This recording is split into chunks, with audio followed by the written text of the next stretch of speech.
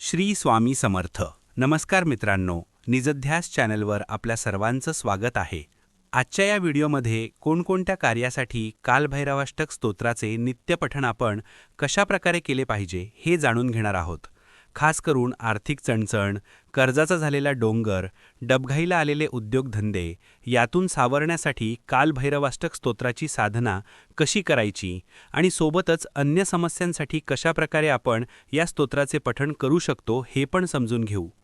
नियमित कालभैरवाष्टक स्तोत्र वाचणे, त्याची उपासना करणे खरंच खूप अद्भुत आहे. स्वामींच्या नित्यसेवेमध्ये या कालभैरव स्तोत्राची वेगवेगळ्या कार्यासाठी वेगवेगळी साधना सांगितलेली आहे आणि खरंच याचा अनेकांना फायदा पण झालेला आहे. मित्रांनो, हे खरंच खूप प्रभावी स्तोत्र आहे. आपल्या घरातील नकारात्मकता दूर करण्यापासून ते आपल्यावर हावी झालेल्या दुष्ट शक्तींचा नाश करण्यापर्यंतचे सामर्थ्य या कालभैरवाष्टक स्तोत्रामध्ये आहे. याच्या नित्य वाचनानेच एक अलौकिक प्रकारची ऊर्जा आपल्यात दिसून येते. मला वाटते खास करून त्या व्यक्तींनी या स्तोत्राचे दैनंदिन जीवनात नियमित पठण करावे ज्यांना अनेक प्रकारची भीती वाटते. जे भीतीच्या सावटाखाली जगतात त्यांच्यासाठी हे स्तोत्र खरंच खूप अद्भुत फायदे देणारे आहे. सरळमार्गी जीवन जगत असताना आपल्या जीवनात असंख्य अडचणींना आपण तोंड देत असतो. आपल्या जीवनातल्या अनेक समस्यांना भक्कम नकारात्मक बाजू असतात. त्यामुळे आपण नेहमी तणावात जगतो. अशा वेळेस आपल्याला जर अलौकिक ऊर्जेची साथ लाभली तर आपल्या जीवनात आमूलाग्र बदल घडून येतात आणि असे आमूलाग्र बदल घडविण्याचे सामर्थ्य कालभैरवाष्टक स्तोत्रामध्ये नक्कीच आहे. आपल्या जीवनातला आळस दूर करण्यासाठी, मनातली निरीच्छा घालविण्यासाठी, तसेच आपल्या जीवनात प्रसन्नता, मनःशांती, आनंद, सकारात्मक विचार निर्माण होण्यासाठी, मनाला आलेली ग्लानी दूर करण्यासाठी आपण नियमित संध्याकाळी आपल्या देवघरात बसून कालभैरवाष्टक स्तोत्राचे एक वेळ पठण करावे. तुम्हाला खूप लवकर स्तोत्र पठणाची अनुभूती यायला लागेल. तरीही या स्तोत्र पठणाची नित्य दिनचर्याच आपण बनवून घ्यावी. त्यामुळे तुमच्या जीवनात खूप जास्त बदल होतो. मनात एक विश्वास निर्माण होतो. प्रसन्न वातावरण तयार होते.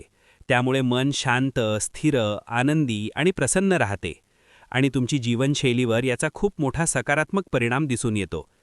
जर आपण आर्थिक अडचणीत असाल, पैशाची चणचण जाणवत असेल, डोक्यावर कर्जाचा डोंगर झाला असेल, उद्योगधंदे डबघाईला आले असतील, आपल्या दुःखाचं मुख्य कारण पैसा असेल, तर आपल्याला नित्यनेमाने 41 दिवस कालभैरव स्तोत्राची साधना करायची आहे. कालभैरवाष्टक स्तोत्र हे शोकमोह दैन्य लोभ कोपतापनाशनम करणारी स्तोत्र आहे. तुमच्या झालेल्या आर्थिक दैन्यावस्थेतून तुम्हाला बाहेर काढायचे सामर्थ्य नक्कीच यात आहे. साधना करण्यासाठी तुम्हाला आधी योग्य दिवस निवडावा लागेल. जसे कोणत्याही महिन्यातील कृष्ण पक्षातील कालाष्टमी हा दिवस कालभैरव साधनेसाठी खूप महत्त्वाचा दिवस असतो. म्हणून तुम्ही 41 दिवसाची साधना करणार असाल तर ती साधना कृष्ण पक्षातील कालाष्टमीपासून सुरू करायची. आता ही साधना कशी करायची हे तुम्ही लक्षपूर्वक ऐकले पाहिजे. साधना शक्यतो संध्याकाळी 6 नंतर किंवा रात्री करावी. रात्रीची वेळ कालभैरव साधनेसाठी अधिक प्रभावी मानली जाते. यासाठी तुम्हाला आपल्या देवघरात आसन मांडायचं आणि आपले मुख हे दक्षिण दिशेला येईल असे बसायचे. सोबत एक तांब्या पाणी घ्यायचं.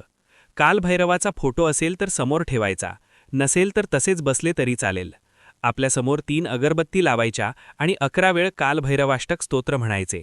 शब्द आपल्याला ऐकू येतील अशा पद्धतीने. उच्चार स्पष्ट असावा आणि हो, अगरबत्ती ठेवायच्या आधी त्याखाली एखादा पेपर ठेवायचा, जेणेकरून अगरबत्तीची विभूती त्यावर पडेल.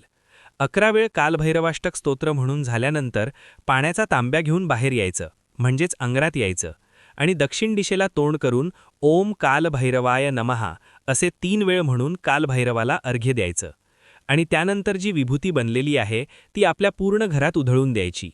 अशा पद्धतीने आपल्याला 41 दिवस ही साधना करायची आहे आणि त्यानंतर तुम्ही बघाल आर्थिक अडचणी हळूहळू सुटत जात आहे.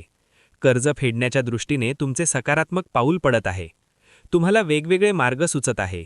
त्यातून बदल घडताना तुम्हाला दिसत आहे आणि कालभैरव तुम्हाला तुमचा दैन्य अवस्थेतून बाहेर घेऊन येतील. अनेक वेळा आर्थिक सुबत्ता असूनही काही घरांमध्ये नेहमीच्या कटकटी, पुरुषाचे व्यसनाधीन असणे आणि त्यातून वाद उद्भवणे किंवा एखाद्या घरात स्त्री ही जास्त विचित्रपणे वागताना आपण बघतो. मी स्त्री पुरुष असा भेद करत नाही. दोन्हीपैकी कोण्या एकामुळे दुसरा त्रस्त असेल आणि त्यांना वाटत असेल आपल्या घरात शांतता, प्रसन्नता असावी, आपल्या घरात आपल्या मुलाबाळांनी प्रगती करावी, त्यांनी कालभैरवाष्टक स्तोत्राची साधना अवश्य करावी. आता नीट समजून घ्या. सर्वात आधी ज्या स्त्रिया आपल्या घरातील व्यसनाधीन पुरुषाला त्रासलेल्या आहेत त्यांनी काय करायचे आहे ते आधी समजून घेऊ. आपल्याला सलग 41 दिवस ही साधना करायची आहे. त्यासाठी कोणत्याही महिन्यातील कृष्ण पक्षातील कालाष्टमीला सुरुवात करायची आहे. संध्याकाळी 6 नंतर आपल्या देवघरात किंवा आपल्या घरात स्वच्छ करून आसन टाकायचे आणि त्यावर बसायचे. आपले मुख हे पूर्वेकडे किंवा दक्षिणेकडे असावे. त्यानंतर एक तांब्या भरून पाणी आपल्या समोर ठेवावे आणि 3 अगरबत्ती लावून तांब्याजवळ ठेवावी. तांब्याखाली पेपर ठेवायचा, जेणेकरून अगरबत्तीची विभूती एकतर तांब्यात पडेल किंवा पेपरवर पडेल अशी. त्यानंतर 11 वेळ कालभैरवाष्टक स्तोत्र म्हणायचे आहे. आता लक्ष द्या, एक वेळ स्तोत्र पूर्ण झाल्यावर 11व्या वेळेस स्तोत्र म्हणताना तांब्याला उजव्या हाताचा स्पर्श करत स्तोत्र म्हणायचे आहे.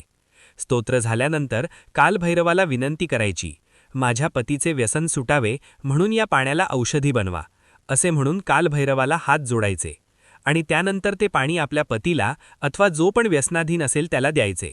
तो सहजासहजी पीत नसेल तर आपण पाणी पितो त्या मुख्य भांड्यात तुम्ही ते टाकू शकता आणि त्यानंतर जी विभूती कागदावर पडली आहे ती आपल्या पूर्ण घरात उधळून द्यायची आहे. अशा पद्धतीने आपल्याला 41 दिवस ही साधना करायची आहे.